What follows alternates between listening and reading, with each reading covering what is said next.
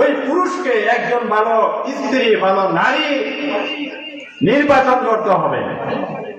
ওমর ইবনে খাত্তাব রাদিয়াল্লাহু তাআলা আনহু বললেন, একজন পুরুষ যখন বিবাহ উপযুক্ত হবে, ওই পুরুষকে যেন নারীকে বিবাহ করা যাবে না।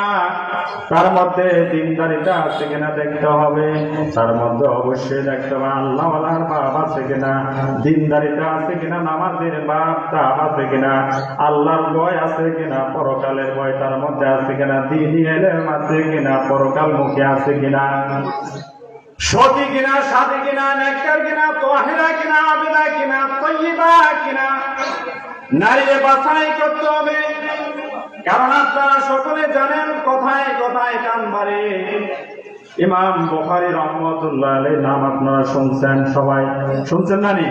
আর জামিউল মুস্তাদরাক সহিহুল মুখতাসার মিন উমুরি রাসূলুল্লাহ সাল্লাল্লাহু আলাইহি ওয়াসাল্লাম ওয়া সুনানিহি ওয়া আইয়ামি সহিহুল বুখারী, এই কিতাবের লেখক হলো আবু আব্দুল্লাহ মুহাম্মদ ইবনে